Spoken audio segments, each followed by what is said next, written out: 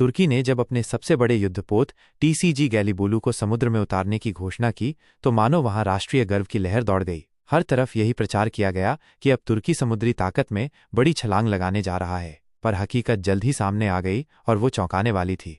दरअसल ये युद्धपोत देखने में भले ही आधुनिक लगता हो, लेकिन तकनीकी तौर पर इसमें गंभीर खामियां हैं। सबसे बड़ी कमजोरी इसकी रक्षा प्रणाली है।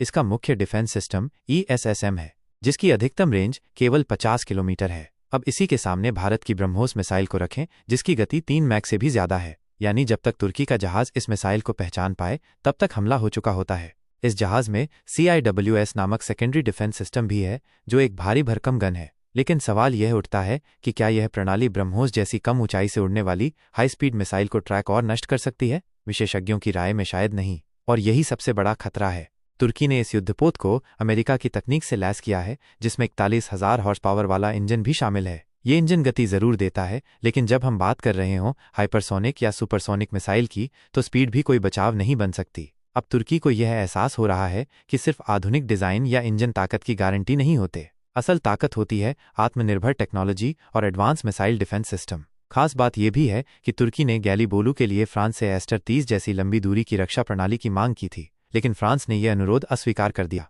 यही फ्रांस भारत को राफेल जैसे लड़ाकू विमान देता है, लेकिन तुर्की को भरोसेमंद साझेदार नहीं मानता। नाटो के भीतर भी अब तुर्की की नौसेना को लेकर चिंता बढ़ गई है। गैलीबोलू पर उठते सवाल नाटो की सैन्य तैयारी पर भी असर डाल सकते हैं, और जब भारत जैसी ताकत ब्रह्मोस को फिलीपींस, वियतनाम जैसे देशों को निर्यात करने की योजना बना रहा हो, तब तुर्की की नौसैनिक रणनीति और भी पीछे नजर आती है। भारत ने बीते वर्षों में मिसाइल और डिफेंस टेक्नोलॉजी के क्षेत्र में जो आत्मनिर्भरता हासिल की है, वो अब वैश्विक मान्यता पा रही है। ब्रह्मोस, तेजस, अर्जुन टैंक, ये सब भारत की सैन्य क्षमता को दर्शाते हैं। वहीं तुर्की का युद्धपोत गैलीबोलू, जो दिखने में भले ही हाईटेक है, पर इसकी आत्मा यानी तकनीक पूरी तरह विदेशी सिस्टम पर निर्भर है। तुर्की ने इसे भारत की बढ़ती ब्रह्मोस डिप्लोमेसी के जवाब में पेश किया था, लेकिन ये कदम उल्टा पड़ गया। अब विशेषज्ञ इसे एक फ्लोटिंग टारगेट कह रहे हैं, भारी, धीमा और बिना पर्याप्त सुरक्षा के। अगर कभी युद्ध जैसी परिस्थिति बनती है, तो भारत के पास वो क्षमता है कि कुछ ही सेकंड में इस तरह के जहाज को समुद्र में दफन कर दे। और यही बात